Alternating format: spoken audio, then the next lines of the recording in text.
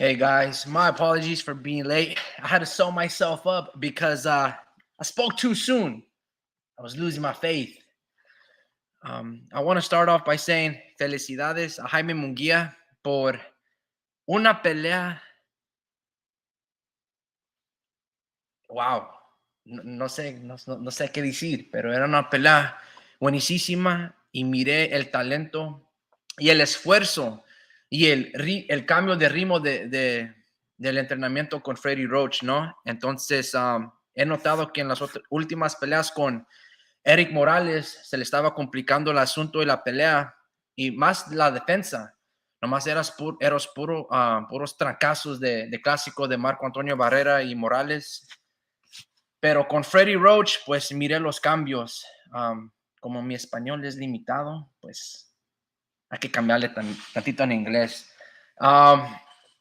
Basically, what I was saying is I want to shout out to Jaime Munguia for a magnificent, just a magnificent fight, man. That's one of the things that about Jaime. I'll get to the comments, man. I'll get to the comments.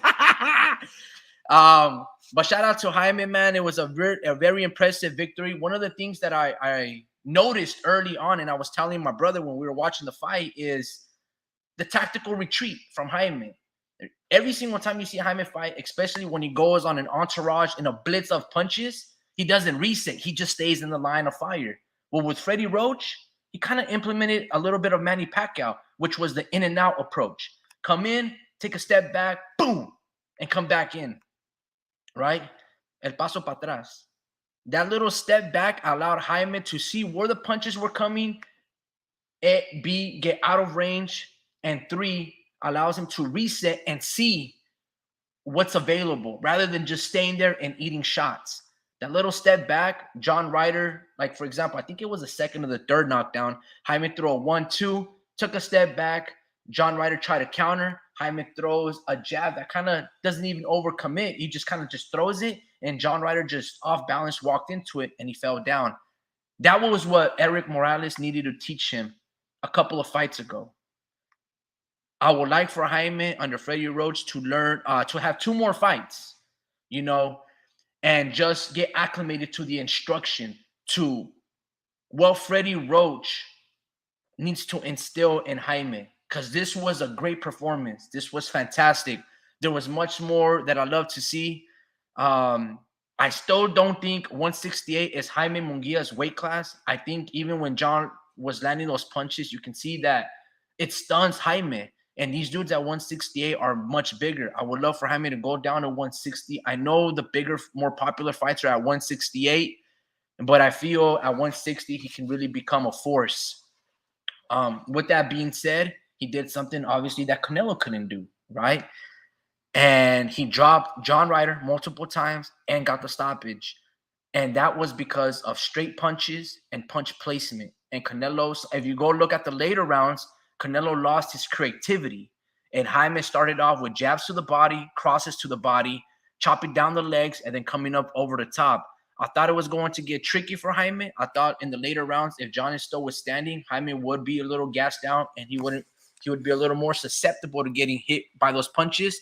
But with that being said, I was really impressed with Jaime, and I hope Freddie Roach gets other fighters as well, because Jaime's best defense is his offense, right? And other guys like Ryan Garcia, like Jose Ramirez, should understand that and just go with Freddie. Freddie is not going to try to reinvent the wheel. He's going to improve what you're already great at, and that's offense. If you want to go to offense and be a beast offensively, go to Freddie. He's not going to neglect the defense, but he's not going to try to make you into something that you're not, a defensive fighter. On that note, I apologize for being an hour late. I was supposed to reschedule because I wanted to get Drew and Speed in here, and they're right now celebrating in a parade and just telling me that I don't know football and yes, what you get and all these little nonsense. But let me just do a roll count real quick. Vince Vargas goes 49ers. I don't even know what to say, man. I don't even know what to say. Didn't expect a comeback, but I'm super glad that it happened. Larry Liston, salute to you, Vince, salute to you, El Pachuco, and salute to you, Sports Archives. He goes, Larry goes, with that kind of performance, I can't even be mad at Canelo choosing to fight Munguia. At least it will be better than the Charlo fight. He destroyed a guy in under 10 rounds that Canelo couldn't stop. Furthermore, gotta give massive credit to Freddie Roach as well. Always felt that Munguia had a lot of untapped potential, and in my opinion, he had too many yes men around him, which kind of stopped him from progressing. Ooh, very interesting. I agree. Larry Liston continues to say, just like Zurdo, I think the shift in trainers has proved a massive difference. And now I see a Jaime as a legitimate threat at 168. Actually has quite a decent resume. El Pachuco goes, saludos. Munguia looked great. Freddie Roach and Robert Garcia are the best trainers in boxing. I would agree. Manny Robles in there, and I would have to say Ronnie Shields, man. I really like how Ronnie Shields trains. Very old school, very throwback, and he's great. I got to throw in Ronnie Shields in that mix as well. El Pachuco goes, same here. Munguia was not fulfilling his true potential. I like Morales, but Munguia was showing signs of stagnation. I agree. Larry Liston goes, saludos, Ricky, and El Pachuco. Mr. Larry Liston, salute to you, brother. And always thank you guys for always tuning in. And you guys are the foundation, right, of this home that we're trying to build here. Sports Archives goes, then 49ers, though. Look, man, I know this is playoff football. I understand that aspect. I know the other's team is really good. But in my defense, there's no way this team should ever be down 17-0 to by down 17 points to any other team. Not with that roster, not with how much money there is on that field, on both sides of the field, not with that many all pros, not with that many $100 million men and first rounders. It's just unacceptable. But that being said, it was a magnificent comeback. It was a magnificent game. And I've always said, I've never blamed Brock Purdy. Like, that dude is amazing. I've already made countless videos about him. It's just the coordinators. Now we got to the ship. We are NFC Championship winners. We got a trip to the Super Bowl. It's going to be tough because I've seen in the past how just one quarterback named Mahomes has looked against the number one defenses or top defenses in the league. He breaks them all apart. I can't wait for the Super Bowl. I think I'm going to have a couple of my high school buddies that we play high school ball with and a few of them college ball, maybe sometime coming on the live. Hopefully sometime this week. I know a few of them were sick, but hopefully it becomes really entertaining and we can just pick their mind because, I don't know football. Sports Archives goes, I hate the Chiefs. I try to tell you, man, I'm not glazing Mahomes, bro. It's not what I do. The dude is just a stud. You see, it's the Tom Brady effect. These guys, when they come to the playoffs, they're just ultimate clutch. They got the head coach, they got the defensive coordinators, and I've seen them do great things with far less. Vince goes, bang, bang, 9 again. Sports Archives goes, I feel bad for Lamar Jackson. Guy is talented as fuck. Yeah, but he also threw a ball in triple coverage. Had they just gotten a field goal, maybe they're down 2 possessions on the last drive. Like, you can't throw that triple coverage. You see, that was horrible to Isaiah Likely. You can't do that, bro. Like, what are you looking for? He choked. He choked at the biggest game. I didn't watch the whole game. I missed a few quarters. I was doing a lot of mechanical work for my car. And so I missed a lot of the time. And it was really hot over here in California. And my face, me being light-skinned, my face was turning red, man. I didn't wear my caps. I didn't wear sunscreen. I didn't wear nothing. So dehydrated, and I missed a lot of football. I thought for some reason the Niners were going to start at 5:30 p.m. and they were starting at 3. So I missed like the whole first quarter. And my nephew hits me up and he's like, bro, they're down 14-0 or 7-0. I was like, what the fuck? I thought they were playing later on. Turns out, I don't know my Eastern or PM times. The Mexican G goes, Jaime looked good last night. Definitely his best win so far. His defense even looked a little better. I agree, the Mexican G. Salute to you, bro. Yeah, his offense looked great. That step back just to get out of range looked really good. And in my opinion, you could say he should get the Canelo fight, but I would like for him to fight Edgar Berlanga. I think that would be a more respective fight because there's no crossover network deals or whatever. And Edgar Berlanga, all he has to do is get past Patty McCroy or something like that. I guess he's an undefeated fighter. I would like Jaime to fight that guy. If not that, Jamar Charlo. I know a lot of people are going to want the Canelo fight, but it just kind of really depends with Canelo, right? He's always said in the past that he doesn't want to fight Mexicans. And we'll see what happens with that situation. And Sports Archives goes, nah, I hate him. Look, man, I can't fault you. As a Niner fan, he in 2019 season, right? He beat us. He beat us 30-20 when we were up 20-10 in the fourth quarter, if I'm not mistaken. So it was very so I know what magic that he can do. I can't really say that I hate him because I don't hate talented people and I don't hate people that are clutch. I just tip my hat off to them and I just got to say, I'll see you next time. Well, 5 years later, well, we'll see if we learned. I would say overall, have the season turned out for the Chiefs? They've been overachievers because they looked mediocre, even though they had a great stellar record. I don't know, 12-5 or 11-6. The road to the ship, beating the Dolphins, even though a lot of their defensive side were injured, beating the Bills, and then beating the Baltimore Ravens. It's a pretty fucking tough road to do. So, yeah, man. You can never count out Mahomes, just like you cannot count out Tom Brady. The Mexican goes, my thoughts exactly. He should fight Berlanga. Canelo would beat him easily. I don't know if Canelo would beat him easily, mainly because let me see if these two were to fight. How would this fight look like?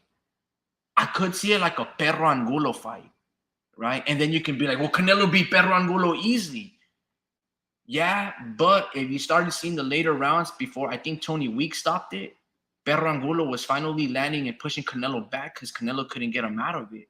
I think Jaime is much more athletic and talented than Perro. He is a little more defensively flawed in the sense that he gets harder. He gets hit with flush shots. And Perro has a lot of, he's very durable. But it would be a firefight. I think it would be a tough fight.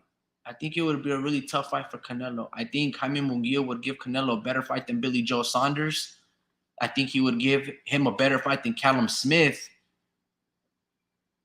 I gotta see it, man. I gotta see it. But yeah, I would like for Jaime to, obviously hire maybe like a Memo or Alex Ariza just to fill him out and make him bigger at 168. Because I have been noticing, maybe I'm tripping, but Jaime is he kind of gasses out a little bit, especially after his flurries. So he's got to learn how to pace himself. But by that same token, that's also what makes him very action-packed and very successful. He usually wins the best out of those exchanges. But with Canelo, you gotta be very smart. You gotta set him up. And I would like to see a fighter hit Canelo to the body. No one throws body shots to Canelo. And Canelo, throughout his whole career, has always had stamina problems. Triple G didn't really hit Canelo to the body. Most of these guys don't hit Canelo to the body. I would like to see how Jaime would go about implementing a game plan towards Canelo. If one thing I learned about Freddie Roach is it doesn't matter about size. I saw it with Miguel Cotto versus Canelo.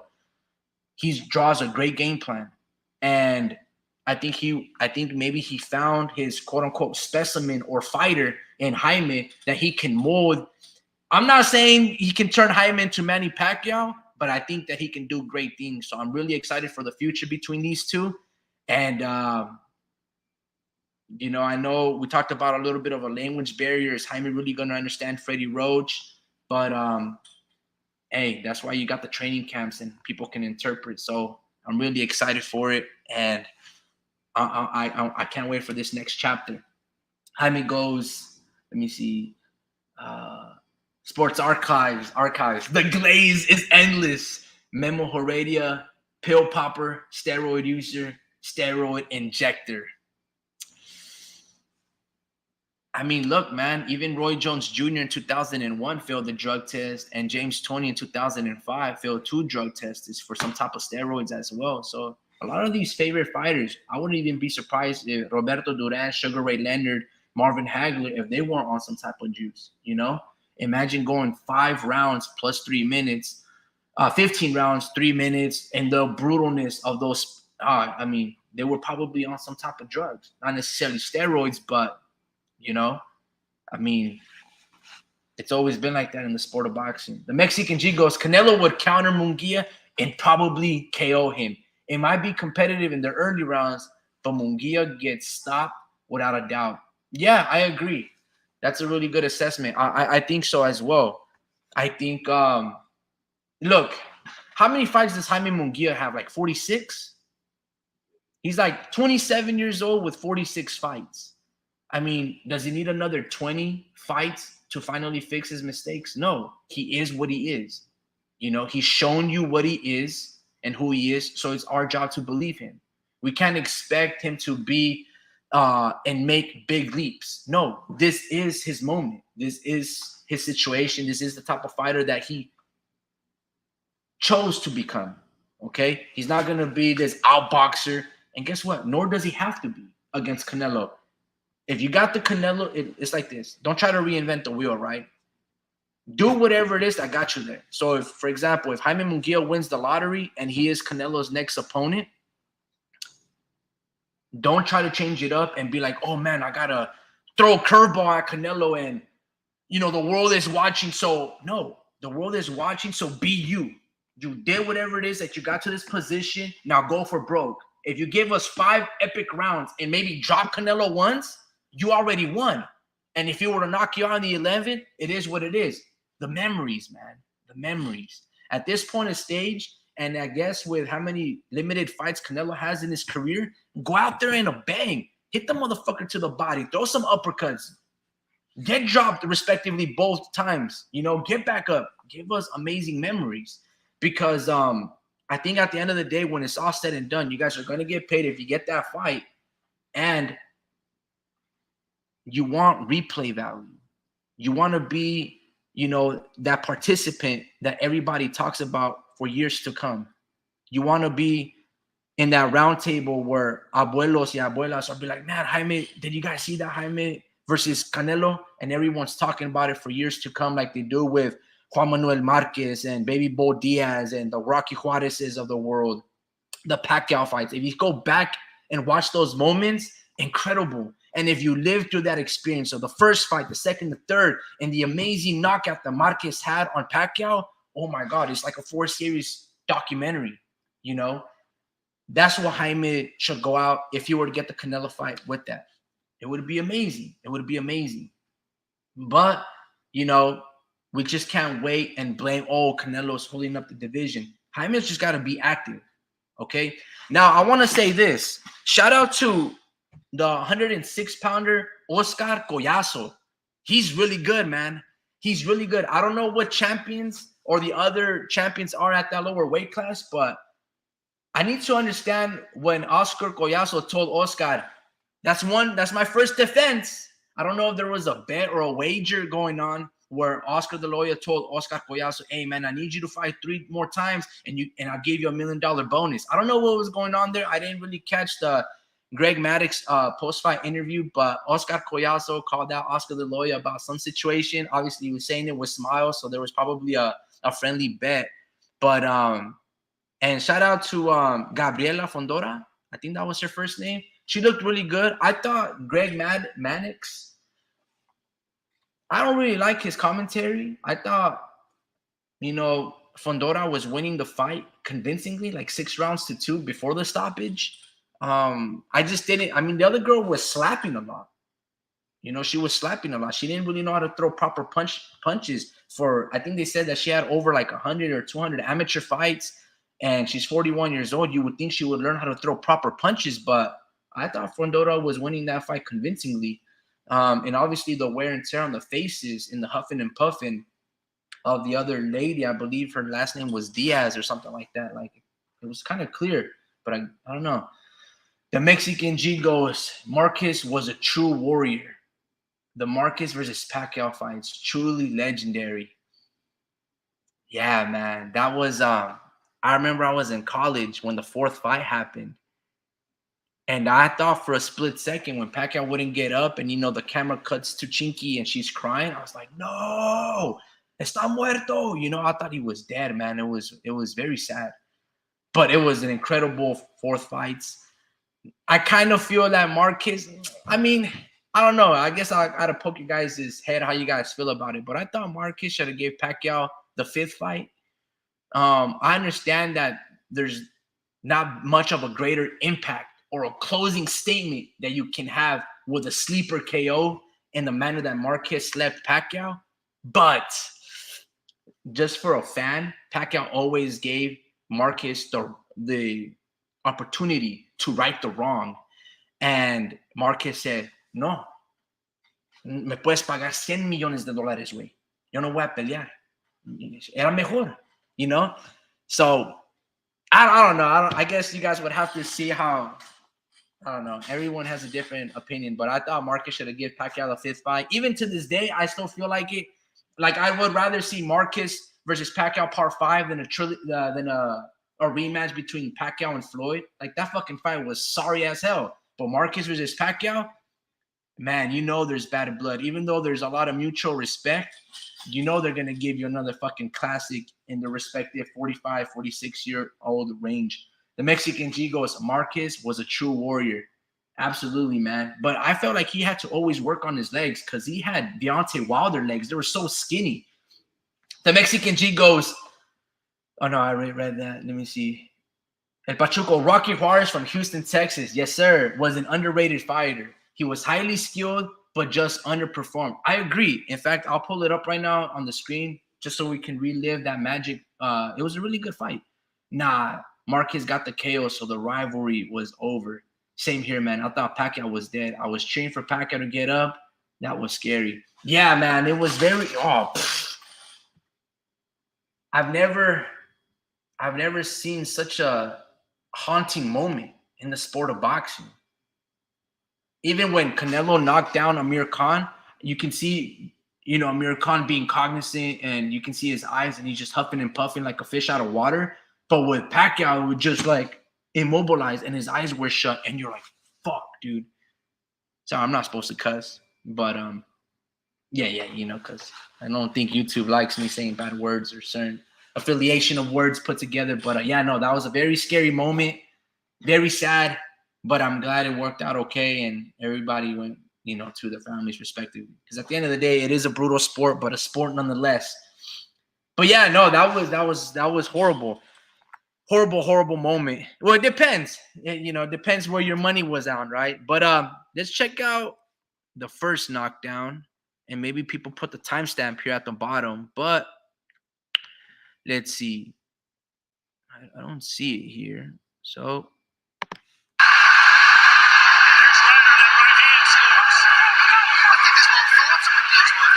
He's still being busy, but he's thinking where the target is and he's aiming for it rather than let his punches go to the back. I think Munguia's loading up a little bit too much. That's what happened when you drop your opponent. You should stop going to the body. I think we talked about it in that 4-hour live with Jaime Munguia and John Ryder. The reason why I thought Jaime would actually get the KO against John Ryder is because I didn't know how John Ryder would respond to the barrage of punches that Jaime Munguia was going to throw at him, right? Because when you watch the early fight with John Ryder and Canelo, John laid on the ropes. And I was like, bro, Jaime's about to throw a 20-piece combination at you. You can't block all of them. And also I said that John Ryder, in terms of inside the pocket work, is not better than Sergey Derenchenko. Derenchenko will fight fire with fire. If you're throwing punches at him, he knows that you're in range to also get hit. And he's very smooth. He's a smooth operator. And his punches and combinations just flow. Derenchenko, that is. So I knew that he was going to be he was going to have more success, Jaime versus John Ryder, for that moment. But I wanted to see how Jaime would react to the power of John, because I know John is really strong. And as you can see in this fight, it was really evident because when he would land his singular shots on Jaime, Jaime had this kind of wary reaction, and you would see that, like when his whole body gets contorted and the movement of his face. El Pachuco goes, yeah, Pacquiao's wife screaming made it very dramatic. I agree. I love Pacquiao's mom when she starts doing like the voodooism and the praying with the like putting on a vex on a person. It's hilarious. Sports Archives goes, I saw Patrick Day get KO'd, which also killed him. R.I.P. Patrick Day. Patrick Day. Patrick Day. Let me see. Is that a modern fight? He died in a brain trauma sustained in a knockout loss to Charles Conwell. He died October 16, 2019, age 27. Oh man, I don't think I saw this fight. His death, he suffered a traumatic brain injury during a knockout loss to Charles Conwell in a USBA super welterweight title bout on October 12, 2019, and died 4 days after. Boxing announcer Michael Buffer described Day as a wonderful young man and that everyone in the boxing community is crushed, while the WBC president Mauricio Suleiman said boxing has lost a brave and kind, wonderful friend. Conwell posted an open letter online that expressed his sorrows and regret. No, man, I didn't even hear about this fight. Is this like on a DAZN fight? Yeah, I thought this might have been a throwback. It's on YouTube. Yeah, man, I don't really like watching people's his last breathing days, man. It's very I know, I mean, it's part of life, it's part of the sport, we all know the risks, but yeah, to this day, I know there's a lot of information or like on Reddit where people post like the deaths of, let's say, the rapper Takeoff or even some footage of Nipsey Hussle or XXX Tentacion and little things like that. I don't really like watching, man. I know it's a dark, scary world with a lot of evil souls and people with bad intentions, but yeah, man, just I don't really like seeing those things, man. It is brutal. I remember one of my friends. Oh man, he was a reckless driver in the sense that like he was very nervous behind the wheel, and when you would talk to him and he's driving, he had this impression that he had to look and make eye contact. And as he's making eye contact with you, you guys sharing these stories and these details, he's like fucking swerving. And this dude is sober. Long story short, man, he ended up getting in a really horrific car accident, and we paid him a visit to the hospital. And he was kind of like on a coma, very unconscious. And man, you can see the inflammation in his eyes. He survived, but he had a big old indentation on his left or right side of the head. So yeah, ever since I saw that in real life, I was just like, damn, man, I don't even know why I really watch these brutal sports of boxing or even partake in it myself. Because yeah, man, it's sad. I've seen a lot of ex-professionals up close. I see them be slurred. I see them, take painkillers while they train other kids. I see them mumble their words. And yeah, man, it's just, man, I don't even know where they got so dark and somber here.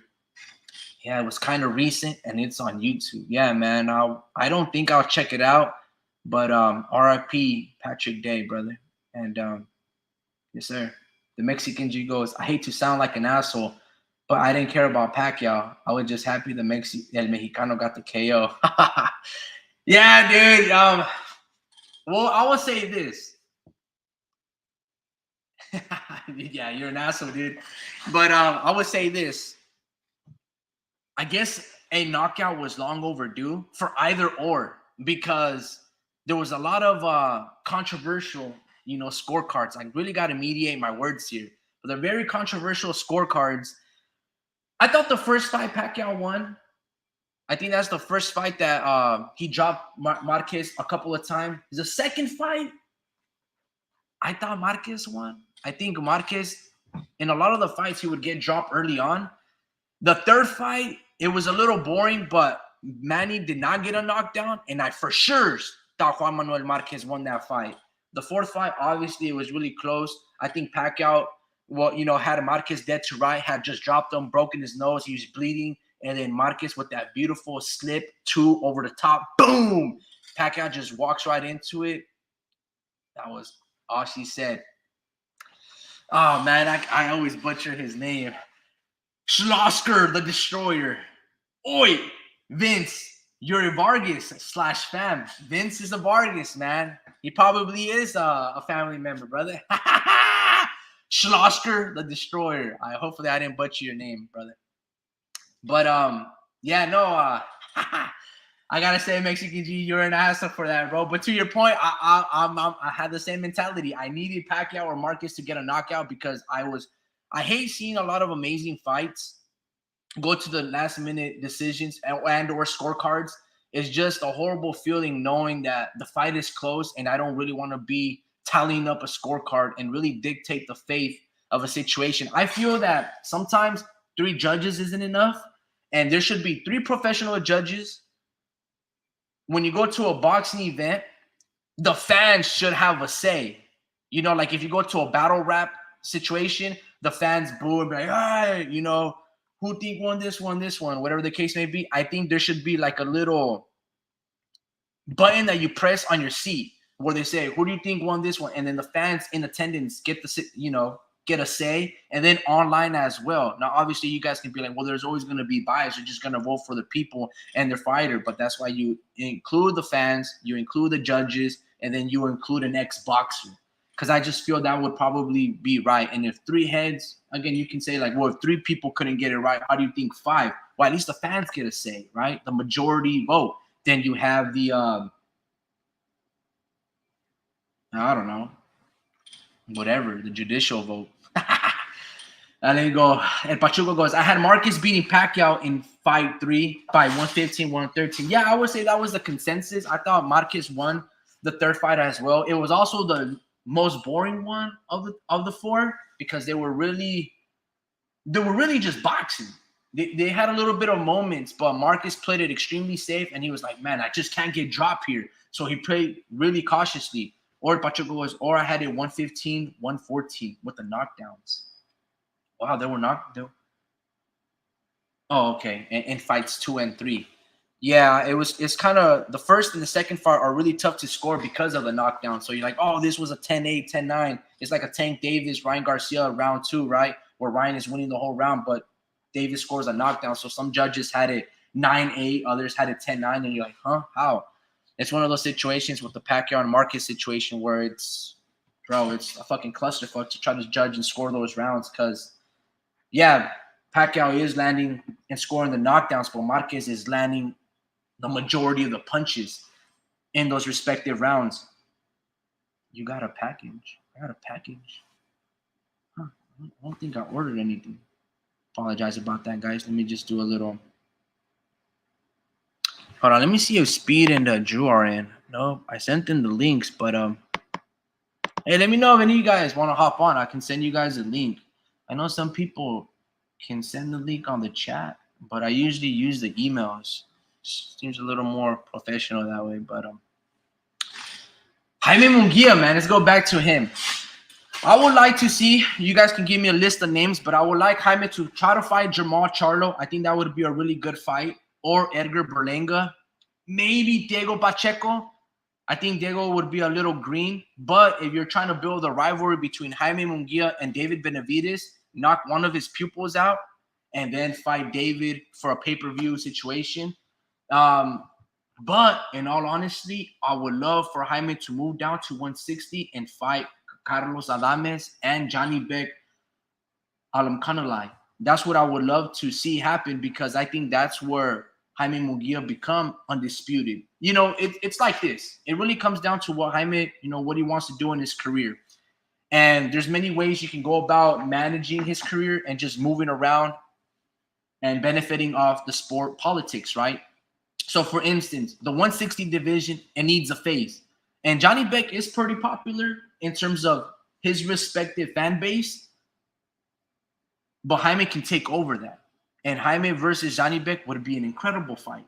I would favor, Jaime over Jamal Charlo. To your guys' point, Charlo did not look impressive against an aging, shot leg in Jose Benavidez Jr. And I don't know what it is, but I got to give Jose Benavidez Jr. a lot of credit because he conceded to a lot of fuckery in Charlo. Charlo the fight was supposed to first take place at 160. Jamal didn't make 160. He made 160. They were supposed to, then they rescheduled to 164. Charlo didn't make 164. He weighed in 3 pounds over. Jose Benavidez conceded and gave Charlo 7 pounds. Okay? Now, mind you, I think Jose Benavidez' last fight was against Danny Garcia at 154. So I got to give Jose Benavidez a lot of props because that dude really is not, I can't really say cuss words because YouTube really kind of, put the royal staff to me. But basically, I'm actually kind of proud of Jose Benavidez. But I hate when La Raza sells out. Jose should have just said, you know what, bro? We first agreed at 160 and you didn't honor your fucking word. We then rescheduled to 164 and you couldn't honor your word again. I can't give you another 3 extra pounds. That's crazy. I'm fighting a 185, 190 pounder with a shot leg. You see? But Jose didn't get knocked out. He went the distance with him and he gave a valiant effort. He just didn't pack that punch.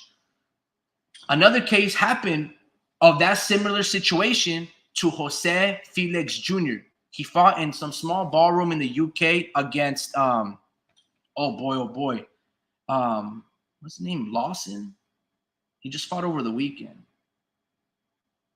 And he got knocked out in 5 rounds. Okay?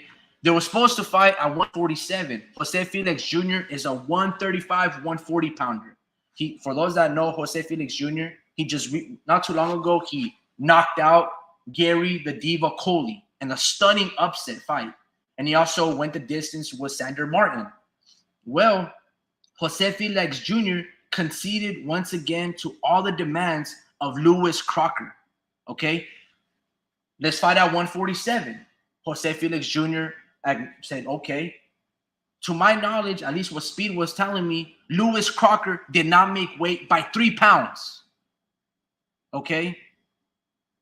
And people aren't going to care about it, but I'm tired of seeing the Mexicans travel aboard and we always talk about the UK fans coming over here or the fighters and be like, oh, I just want a fair shake of the judges. They did the same thing to Mauricio Lara when he went over there on the rematch with Lee Wood. They said that he was doing something that the BBFC commission don't allow, and you can use the sauna to cut weight. Everywhere else in the world, you can use a sauna, but apparently Mauricio Herrera couldn't use a sauna, therefore he couldn't, dehydrate himself, lose the water weight. So he came out like 3-5 pounds overweight, and then there was some negotiation that they probably put a rehydration clause, and Mauricio looked like shit against Lee Wood. He got dropped, and there was no esfuerzo, there was no effort to really try to win that fight. Jose Felix went more or less into a similar situation against this big-ass dude in Lewis Crocker. Now, many of you guys probably didn't watch this fight, and many of you guys maybe don't even care about that fight. But I'm sick and tired of things, let me see, the zone. The zone boxing. You go videos. Let's see, Lewis Crocker versus Jose Felix Jr.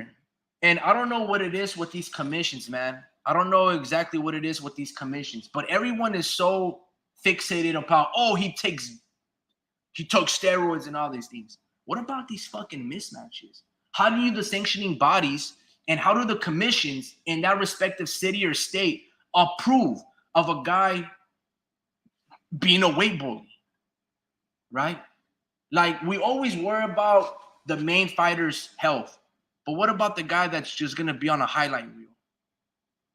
I'm not saying that's Patrick Day, but that could have been Jose Felix Jr. You're going to see the big weight disparity between the two, and you're going to realize, like, do we care about the sport of boxing being ethical, or do we only care about being ethical to the fighters that we like and follow, the popular ones, the Alicia Baumgartners, you know what I mean? Eddie, let me see. The Mexican Charlo did not look impressive against the aging Jose. Jaime might just whoop Charlo. I would favor Jaime to whoop Charlo, especially the Charlo the last fight. But if Charlo starts to get active, I don't know. It would be very dangerous, man. I really loved his performance against Sergey Derenchenko. The only fighter to fight Sergey Derenchenko and actually beat him. The other ones could have gone either way. The fight with Triple G, the fight with Danny Jacobs, the fight with Jaime Munguia, and a couple of others. He is a true warrior. The Mexican G goes, Eddie Hearn looked sad when Bam whooped that Englishman, Sonny Edwards. That's probably why he put Jose Felix in Jr. to get knocked out by Lewis Crocker, because they were trying to build up Gary the Coley Diva, and Jose Felix said, nope, boom. That's what happened to him. And Jose Felix Jr. needing to feed his family, needing to feed himself, needing to buy his own little casita was like, it's a sacrifice that I'm willing to take, to make ends meet. And unfortunately, a lot of fighters like Jose Felix Jr., like Mauricio Lara, and plenty of others have to go to another country in the UK where, I don't know. I don't think it's fair, but whatever. Warp Speed goes at Vince Vargas, at El Pachuco, at the Mexican G, at Sports Archives, and Larry Liston. Scholar, the Destroyer. Schlosser, the Destroyer. Good evening, Paul. The Mexican G goes, I'm not sure I understand what you're trying to say, bro. I guess what I'm trying to say is this, in layman's terms. Warp Speed goes at the homie Ricky, you also. Good evening, Paul. I guess what I'm trying to say is this. We don't really care about fairness in the sport of boxing, right? We don't care about dehydrating another fighter or putting on a rehydration clause. I don't feel like these two things should really be allowed in the sport of boxing. For example, if a fighter, Tank Davis and Mario Barrios, Tank Davis versus Ryan Garcia, now you can be like, well, they signed the contract, but the commission has to oversee everything. Oh, the Mexican G goes, I was talking to Warp Speed. I don't know, did Warp Speed leave a comment? I think he was just saying, what's up, brothers? I'm not too sure I understand what he's trying to say. Oh, I think he's just saying, peace and happiness or long live and prosper. I don't even know. But anyway, just watch the size disparity, a little bit of Lewis Crocker versus Jose Felix Jr., and you let me know if this is a fair fight. And you let me know why the commission in the UK is approving of this fight. A guy that didn't make weight, a guy that's 7 pounds bigger and didn't make weight, just so we can get this obviously predictable KO. And if you're betting odds for the KO were either minus 250 or plus 250 for Lewis Crocker to actually get it on Jose Felix Jr., who, by the way, had a lot of momentum knocking out Gary Coley. Anyway, here we go. Y'all let me know if you guys can hear the audio.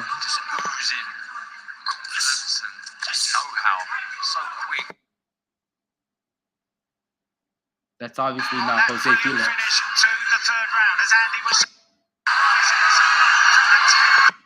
Tommy McCarthy showing all the signs of a beaten man, and so the referee steps in, and that's a good stoppage.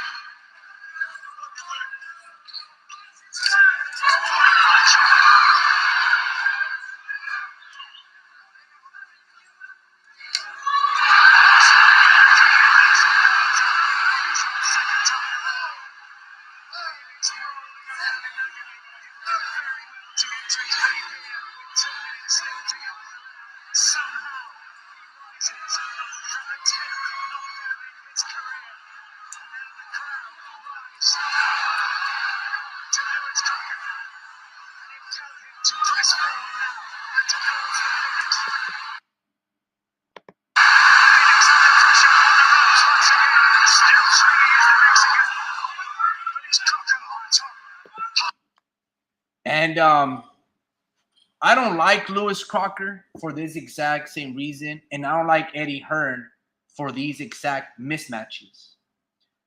I can't tell you if Lewis Crocker is a great fighter or a good fighter or has the makings of a champion when A, you don't make weight, and B, you fight smaller men, and C, you're not fighting men in your weight class or as big as you. I know that you can knock out little dudes when you're making them move up 7 pounds and then you don't make an additional 3. I don't know if you got the skills because I've seen guys like Josh Kelly in the same situation. Oh my God, he moves like Lomachenko and then can't even beat guys like David Avanesian. Salute to David Avanesian though, he's pretty good. I actually like him. I remember seeing the fight with him and Shane Mosley back in 2016. I thought Mosley won, But David Avenesian, I liked his skills. As you saw, he was giving Crawford a good little fight. And then the commission didn't change Crawford's gloves for some apparent reason. And boom, he scored a fantastic KO in the pocket. But you can clearly tell the size advantage here, from the legs to the upper body to the back. So I'm not going to give Lewis Crocker props for this mismatch of a knockout, right? And then what I hate about it the most is his body language. It's like, bro, and the fans applauded. It's just, I would have booed, because you have to be fair. You know, let's say I'm 250 pounds. I'm Andy Ruiz, and I knock out a guy 175 pounds. Am I gonna walk around like I'm the shit?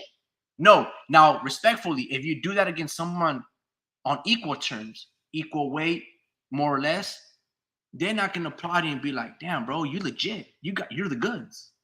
But when you fight guys in terms of the size disparity in weight, come overweight, and you act like you're the baddest man in the room, come on, bro. I know you're all pussy. You're all scared. So Lewis Crocker goes into that situation for me. He's like on the wanted list. So I can't wait to see, I don't know, the same fighter that fought Conor Benn. Maybe Lewis Crocker can go fight that guy that fought Conor Benn, and then that dude will pull off an upset, because they did Jose Felix Jr. dirty. Shame on Eddie Hearn. They should have rematched Gary Coley, but maybe that's another issue for a different day and topic. I know Speed wanted to address it in a little more, but I think he's out there still cruising on his Wildcat and just cruising down Main Street with all the Niner fans. Let's see. El Pachuco, it's great to chat with you again. Saludos. Even fall means noches in español, como buenas noches. The Mexican G goes, what the fuck? He looks like 2 classes bigger. Yeah, he's basically a 154-pounder fighting a 140-pounder. It is what it is. Exactly. Another mismatch. Another size mismatch. Pick on somebody your own size. Yeah, let me highlight that comment. I like that. Let's see. What? Am I a little far behind? Damn, I am far behind. I apologize, guys. No, I guess I'm not. Yeah, man. But shout out to Jose Felix Jr., man. They did you dirty, hermano. They did you dirty. War Speed goes, El Pachuco, same here, carnal. Always good, gente. Good platicas. You can just type both in Spanish, Chicano. Too bad I couldn't hop on, but I think the homie can drop a link if you are interested. Yeah, man, if anybody want to hop on, let me know, man. I can send you guys a link. We can chop it up for like another 10 minutes. I got to start wrapping it up here, got to take off this apron. There's a lot of surgery a lot of self-stitching that I had to do, I had to eat crow for a little bit because, apparently I spoke too soon. Let me see. Yes, Jose Felix Jr. has fought as low as 126, and his best run was at 130 and 135. He looked mediocre at 140, yet he had a few upsets. But at 147, no mames, Hearn. That should be his name. No mames, Hearn. That would be great. The Mexican G goes, were you from Risky? Where you from, Risky? Where you from, Ricky? I am from California. Let me play that song real quick. It's called Estado de su infancia. Donde cholos tienen fama. Fuck, what's that shit called? That's California, I think. I'm not a net banger, ese. Neither am I, bro. But I like that song, though. Yeah, let me see. Damn, 5 years ago? 6 years ago? California, brother. Damn, always bad internet, man. I guess I'll probably end this live, but I want to just say, who knows this one?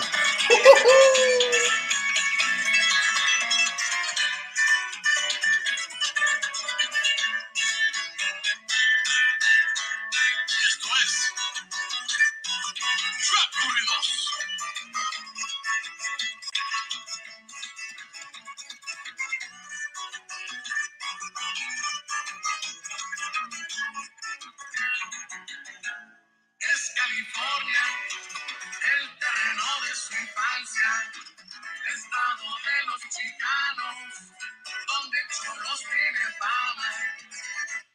Yeah, man, I'm from California, Central Coast, not down south, but yeah, you know, some people really make really good music, man.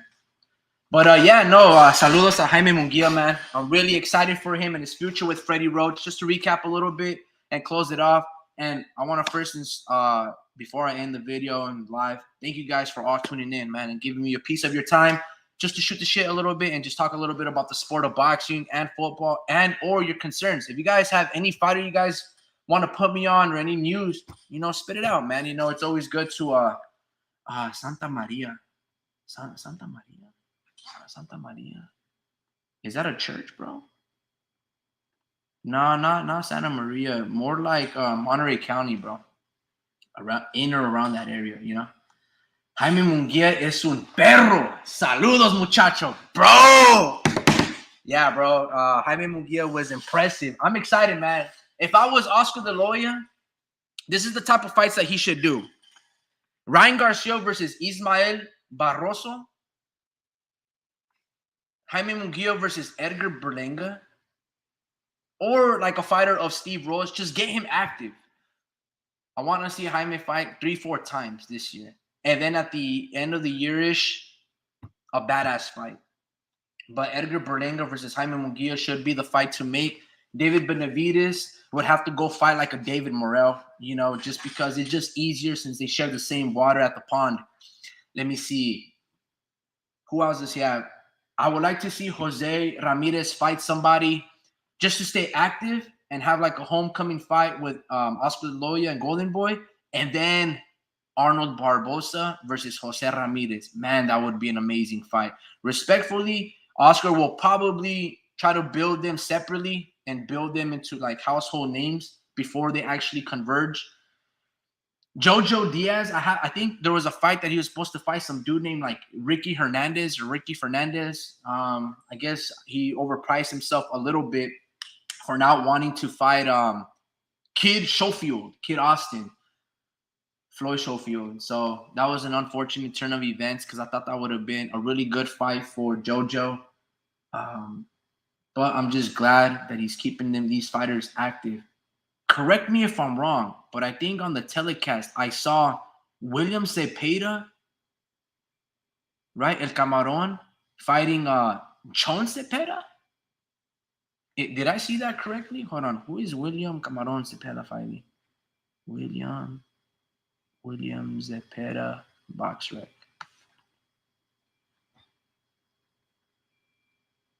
The Mexican G goes, shout Cali Lifestyle. They had some dope music. They put the 805 on the map.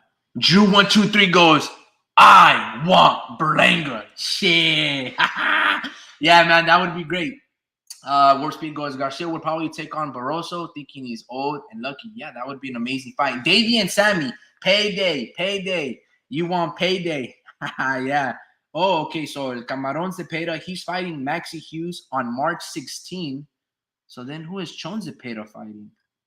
¿Cómo se llama? Jose Chon Cepeda box rep. So Camarón is fighting Maxi Hughes, and Chon Cepeda is fighting.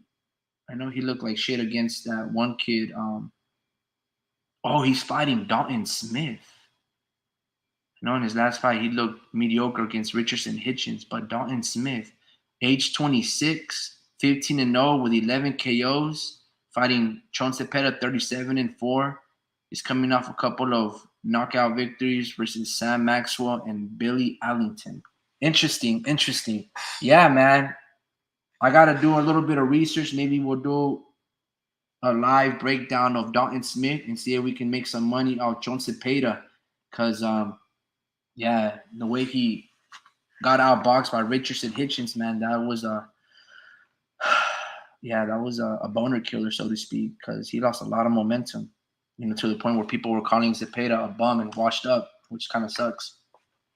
Drew says, I've also been trying to get on, but not if that's all good. Oh, shit, my bad, bro. It's because, yeah, there you are, Drew. It's because sometimes when I share the screen, I don't like really being on this page right here, bro. So I don't really get the notifications or see you on the panel. Mic check real quick.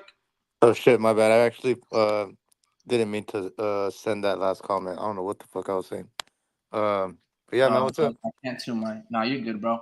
Um, yeah, no, no, no, it's How all you good. been, bro? I know that you Yeah, were probably partying nah, at not too the much. thing, man. Nah, I was trying to keep my head level. I was trying to watch this fight with full emotion because I was All right. like all over the place. I was like giving up, and I was like, you know what? How Like, did you feel at 24-7? I thought we were done. I thought we were like fucked. I thought they were on the verge of scoring again, Yeah. and yeah, no, I was like, fuck, man, they're gonna score again, and we ain't coming back from that. I didn't think we are gonna come back from a 17 deficit because we never done that even in the regular season.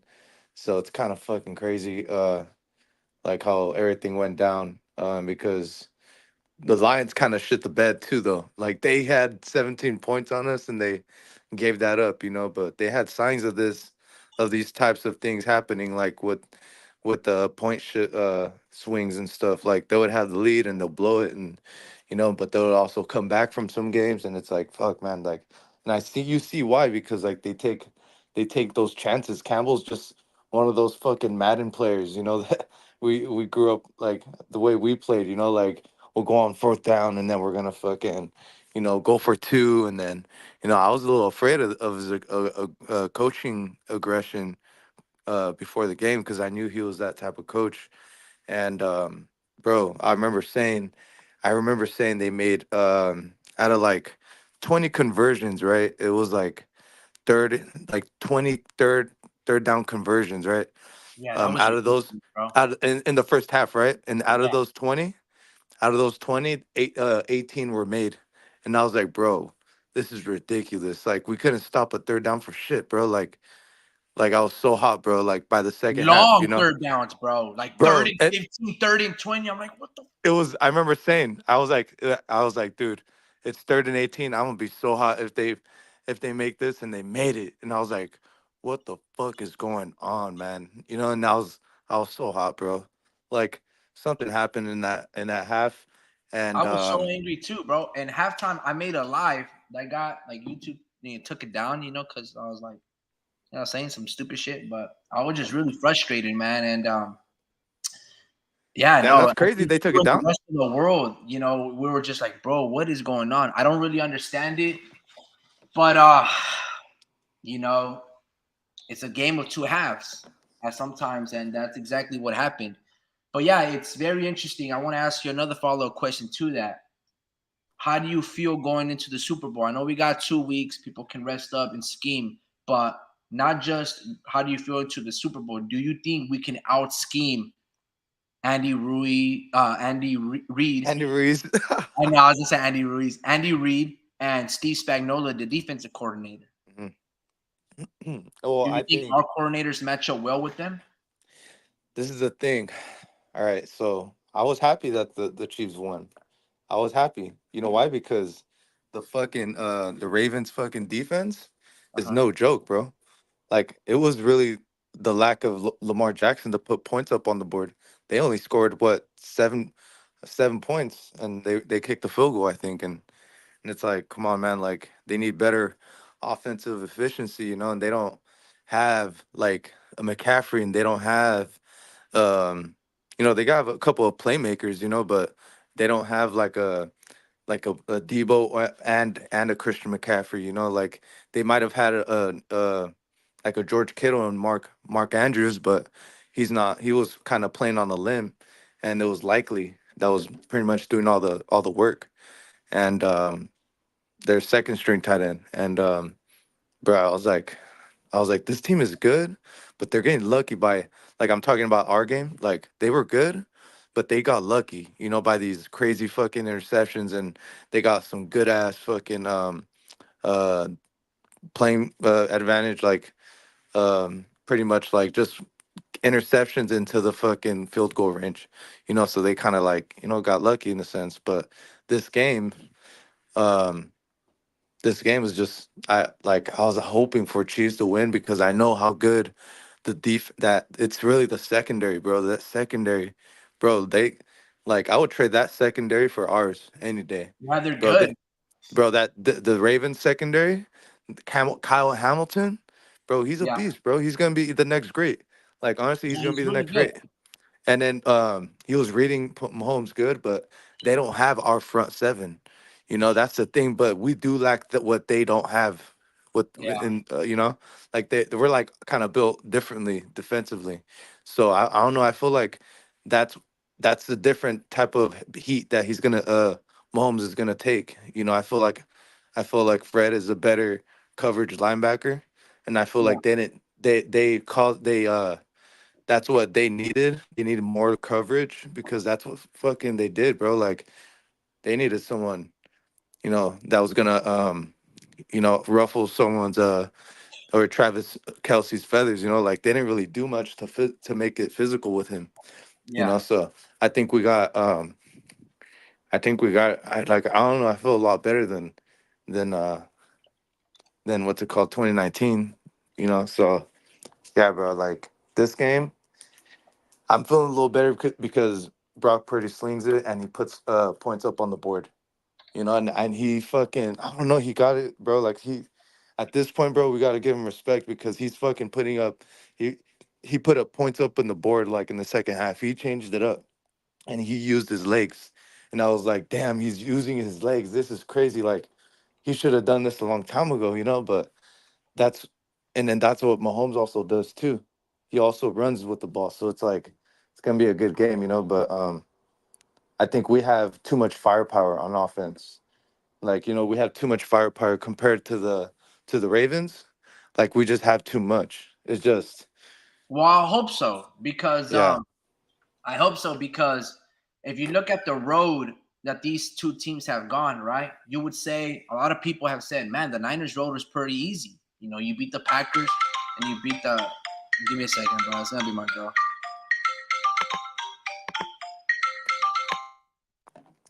What was that?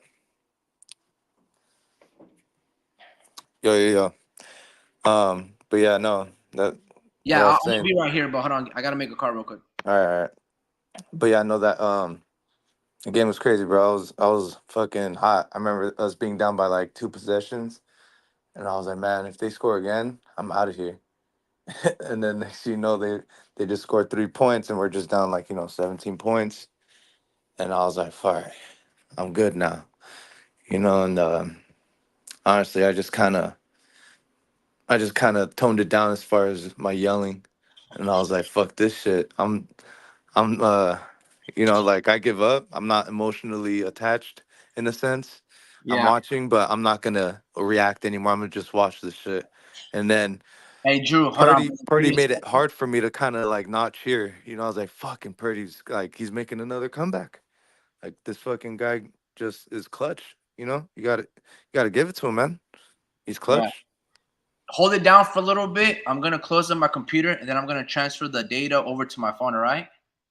All But right. I'm gonna give you a topic so you can talk about it. Oh man. No, no, you're good. You're good. You're good. Did you see the Jaime Munguia fight? If so, Mm. what are your thoughts about it? And you think he's ready for Canelo? Um, is he ready for Canelo? Yeah, yeah, I'd say so. Like right now, he's in his youth, and I think he's just he just looks a lot different, bro. Under Freddie Roach, I think he listens to Freddie Roach.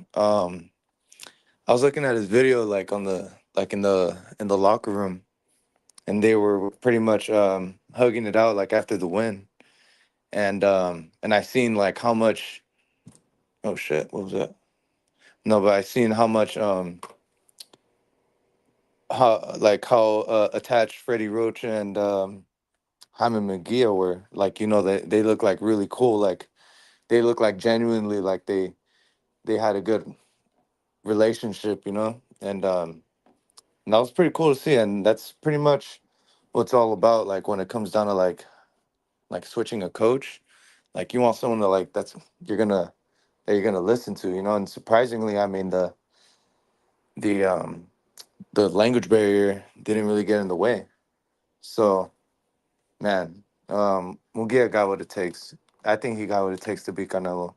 I mean, I don't think he's the only one that can beat Canelo just because of his youth or Yeah, because Canelo's age and all that, and pretty much all these guys in their youth are catching up to Canelo. So I wouldn't be surprised if a lot of dudes are capable of beating him. You know, it's just he's just a master. Like he's just IQ wise, he's just above everyone else. But I mean, his body just doesn't keep up anymore. Um, so I think with Munguia, I mean, dude, I watched him in the weigh-ins, and I was like, damn, this guy looks ripped. I was like, this guy looks ripped. It looks like Freddie Roach told him what to do, and he did it. You know, like I knew like Freddie Roach fighters come in good shape, bro. Like it's something about him. Like I don't know if it's the way he does the mitts, because I see the way he does his mitts.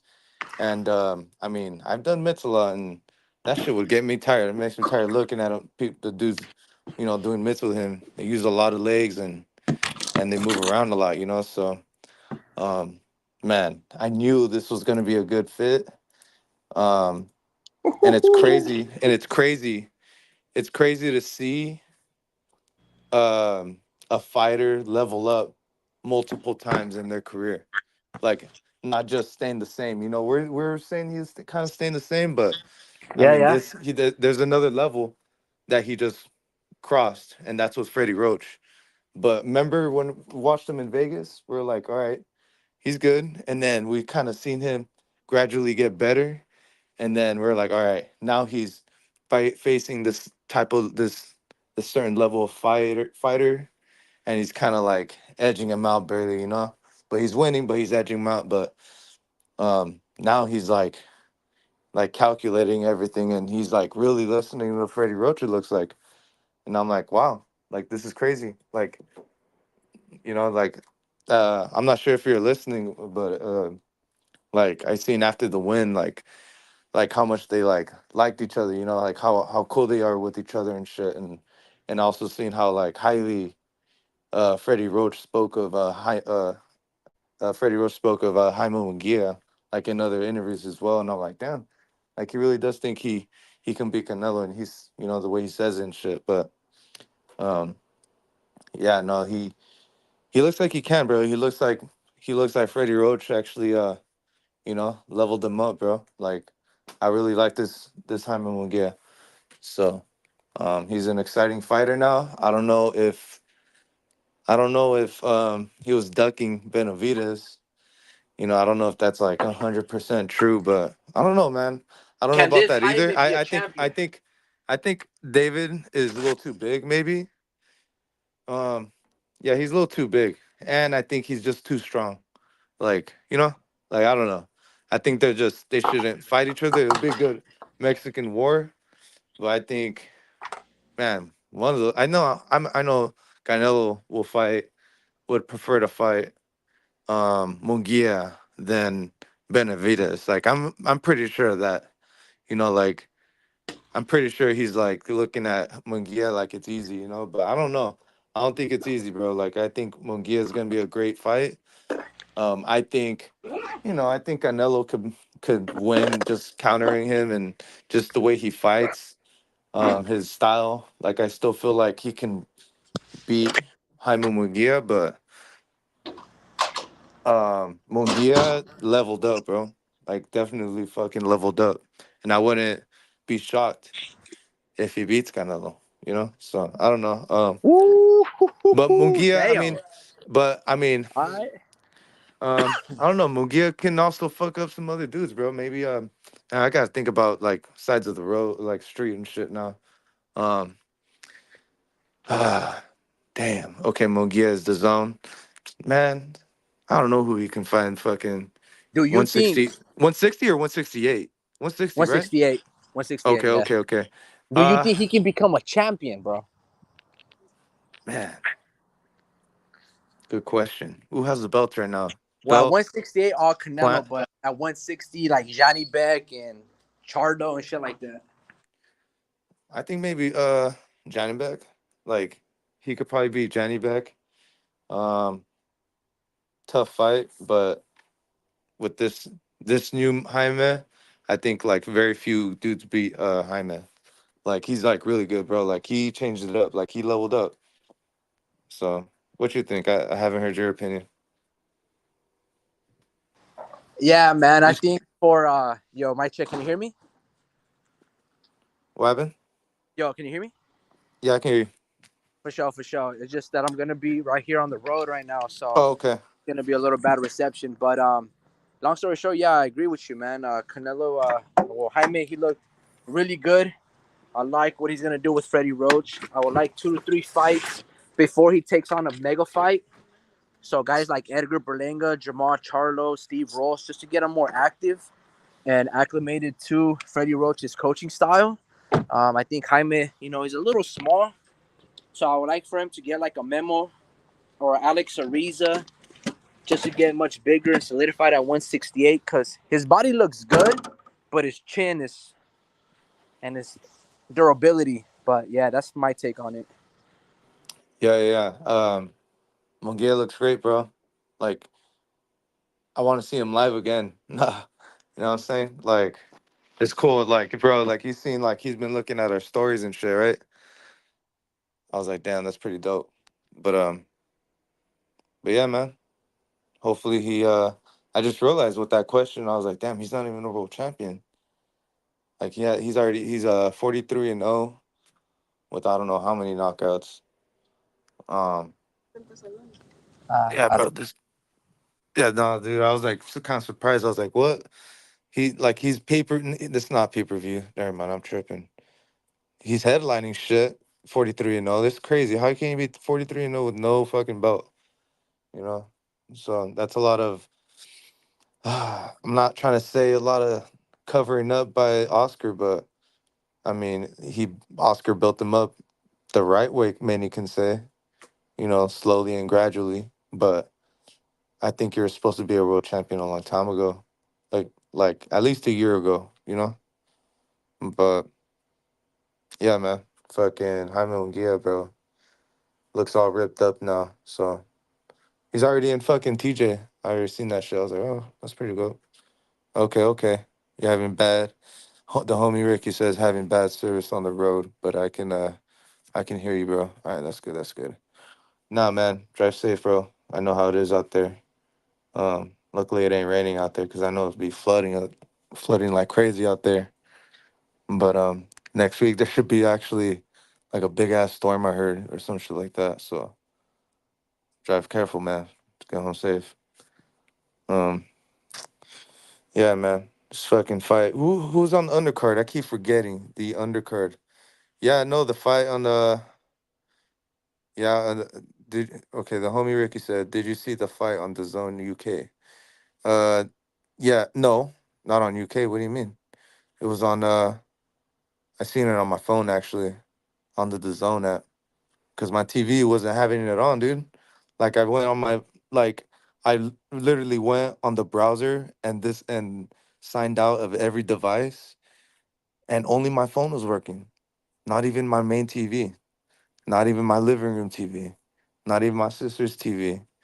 And it's crazy. I was like, man, what? And it says call IT support. So I think it was like more on something on my end. So yeah, man, we'll see, we'll see. But let's see. Okay, okay, let's see these comments. I'm gonna read these comments right now. So El Pachuco says Munguia doesn't bring back his punches when he throws power shots. That will cost him against a master counterpuncher like Canelo. And that's exactly what I was thinking. I was like, he did level up though, but it's just it depends how Canelo looks. Like, what if he's going his trajectory is even further down? It's like the stars. What if the stars align and fucking, Jaime Munguia fucking catches him while Canelo's aging? So it's just that's my variable. But of course, he counters that, and if like that's easy food for Canelo. But can Canelo's body keep up? It's like, man, like he's gonna have to go through like a really good training camp to like to actually to counter those shots all night by Hyman. But definitely, bro, I can see Canelo actually um giving him a hard time, obviously making him look like a rookie, with the style, obviously. But um yeah, no, that's exactly what I was saying, bro.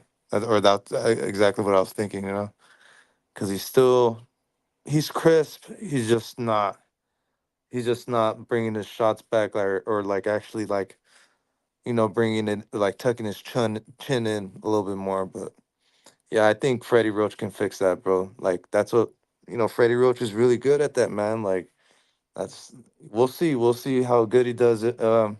If he doesn't fight Canelo, like if he gets like a tune up before he fights him, but he should fight him next, obviously. But or no, Berlanga. I think like someone like a Berlanga, like he Berlanga ain't gonna catch him on the way back, like Canelo will.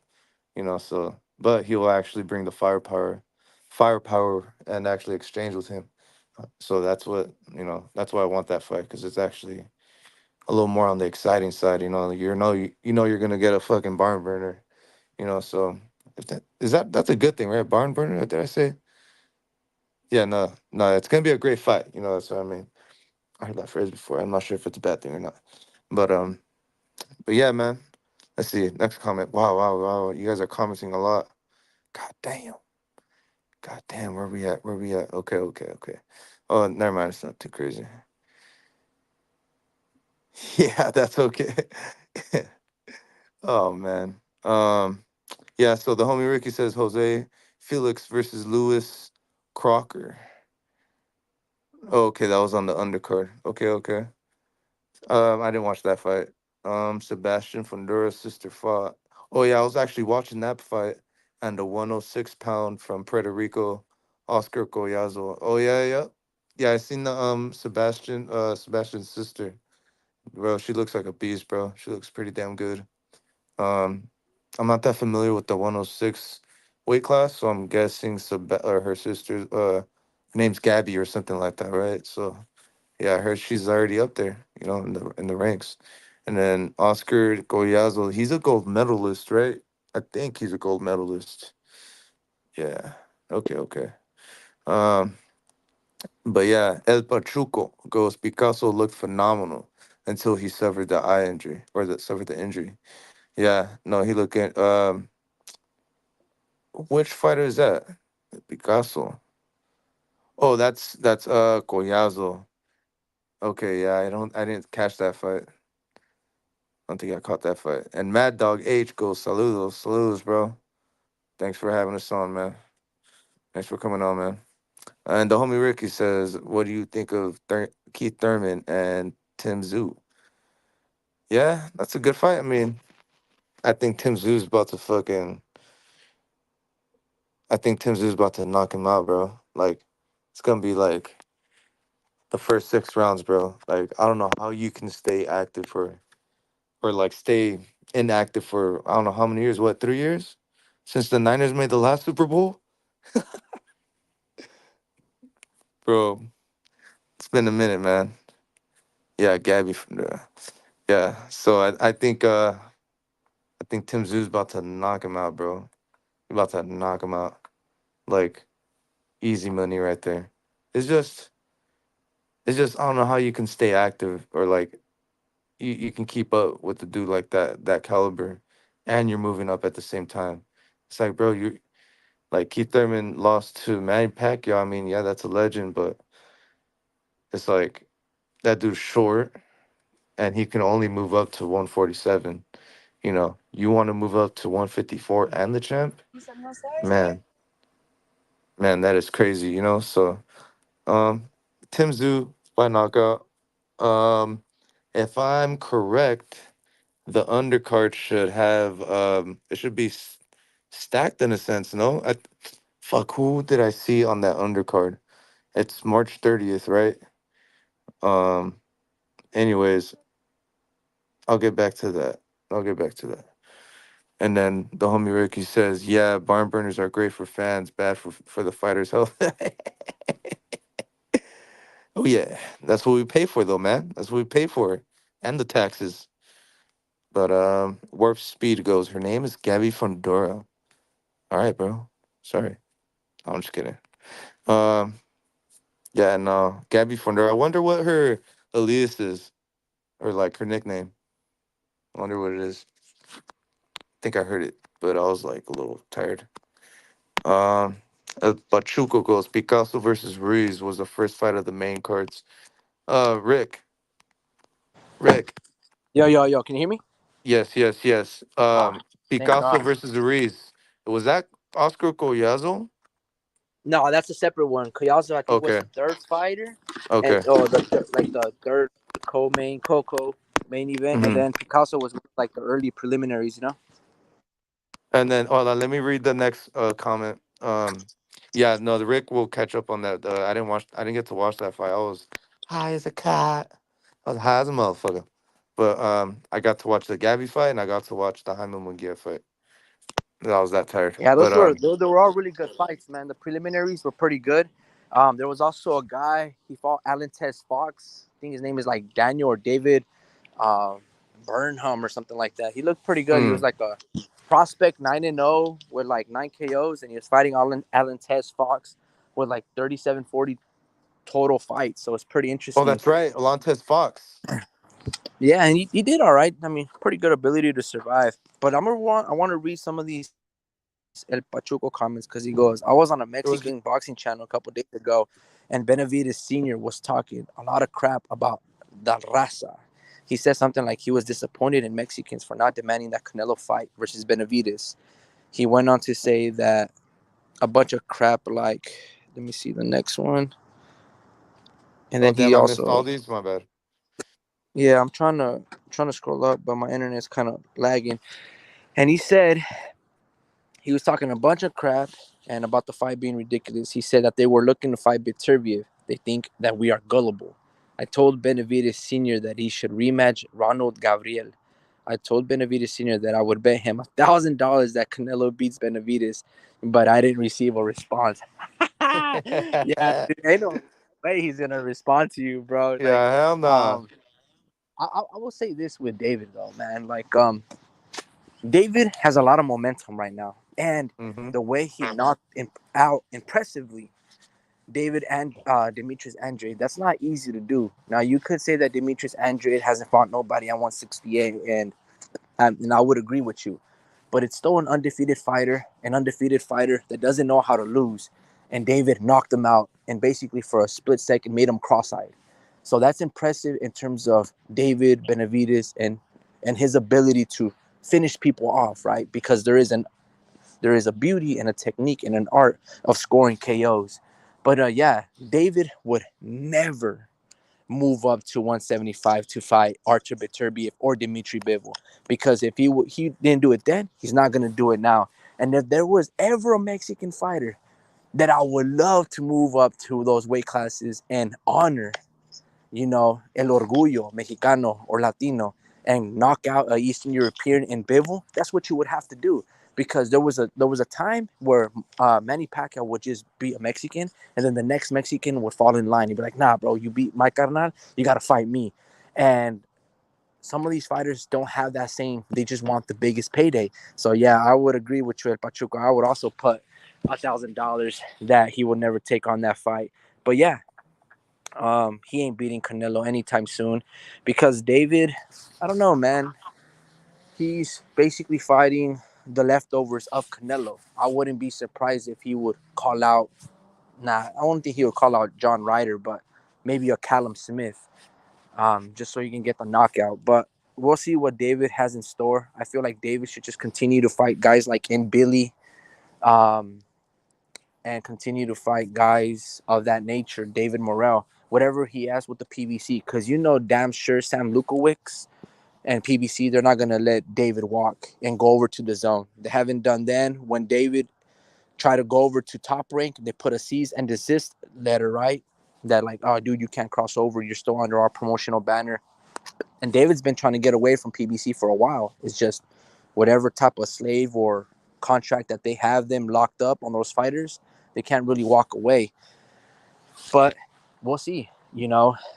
There's rumors, right, Drew, that Tank is supposed to fight some type of fight in the UK, maybe against a UK fighter, maybe a Joe Cordina, Connor Ben. I don't know. Well, what do you think about that, bro? Yeah, man, we're talking about it, and I was like, "Fuck, man, who's he gonna fight?" Jor Cordina, and who's my other guy that I mentioned? I forgot. I mentioned somebody else. think And I you don't know you if it said was you or Speed that said Nick Ball, the you 126 said pound. Nick Ball. Oh, I said Nick Ball. Yeah, Nick I don't know Ball. who do they have that's like really thumping right now. Joel Cordina, he's at 130.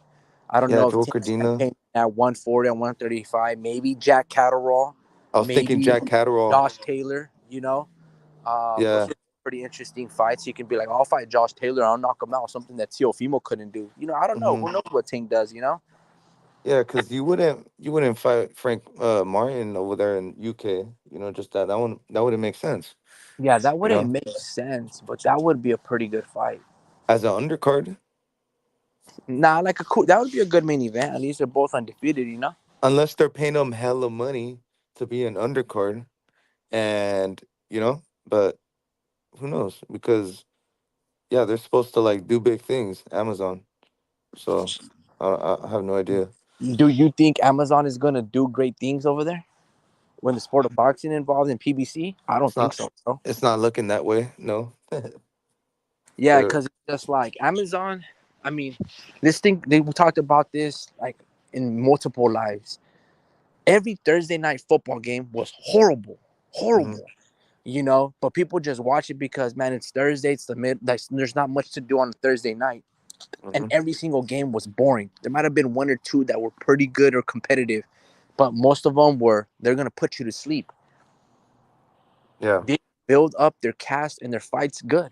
You know, Going back to the mismatch, Tim Tszyu versus Keith Thurman. That's a relatively pretty popular fight. Keith Thurman does have a fan base. I know Tim Tszyu can sell the shit out of fights over there in Australia. uh That's pretty interesting. But bro, Keith Thurman hasn't fought in 2 years. Yeah. Yeah. No, I was like, damn, he's not gonna fight. Yeah. Dude, he hasn't fought in 3 years, I think. Yeah, Cause his last fight was against Mario Barrios, and then you've never heard of him since. yeah, bro, that's insane, bro. Like, I don't know how you can go up and So what the and fuck fight is a the champ. PBC doing? What is the PBC doing? Like, why He, would you? I heard somebody, say they're doing Al a favor. What does that mean to you, though? I don't know what that means. Like, I know what it means Cut in a off. sense, you know, but that's what they're pretty much doing. Shit, The Al, what was that? cutting off, or you're cutting because I couldn't hear anything, bro. Oh, okay. I was saying they're pretty much doing Al a favor. It's Al's calling all the shots. Yeah, no, that's weird. I feel like Tim Tszyu should probably look to unify. He could fight one of those like Islam Murdoch. I forgot exactly what the name. It's like two Eastern Europeans that are undefeated. They're pretty good at a little bit of uh, the zone. Yeah, You don't want to fight those guys. You can try like that. Lubin, rob him and give it to Erickson Lubin. I thought he could have fought his mandatory in Lubin. It's very odd mm, why even Thurman would take this fucking dangerous fight. It's like, bro, why yeah, don't you try to rematch Danny Garcia at 160 or something? Just get like a little in between fight. Why are you going straight to a champion? You're gonna get knocked out. I like yeah. Keith He's Thurman. I've been a big fan of him because he was one of the fighters that was very open minded and talked about everything but boxing. Talk about, oh yeah, you saw his growth of what his honest intentions were to do was like to become $1 million fighter, be a champion. Um, he was talking about how he didn't have health insurance, and when he sustained injuries, oh my gosh, that he had to pay like $30,000 to $50,000 on surgery, and he was like lesson learned. He was talking about experience going to the restaurant and eating at these fancy restaurants where he had caught out because there were no reserves. I like that because he's teaching me certain things, and he was very funny, bro. And then all of a sudden, when Errol Spence started to come up in the mix, this boy hit us with the old switcheroo, and boy, oh boy, I've never seen a fighter fear this person like a fighter like how people fear Triple G. I was like, what the fuck, Thurman? That was gone. But maybe that's a topic for another day. I don't want to, steal just because it's getting a little late, man. I gotta unpack my bags and these. But if you have any topics that you guys want to talk about, just shoot a comment at the end. Drew on that note, bro, thank you for tuning in. El Pachuco, as always, bro, thank you for giving us insight of the interviews. Shoot the link or what the name of the boxing channel that was. I'm very interested to talk or listen to that Jose Benavides, where he's criticizing the Mexican fan base for not demanding or putting the pressure on Canelo, bro. That sounds very interesting. The Mexican G goes, Benavides might just beat Canelo. Canelo has been on the decline. His last fight against So Charlo, and then he fought John on the decline.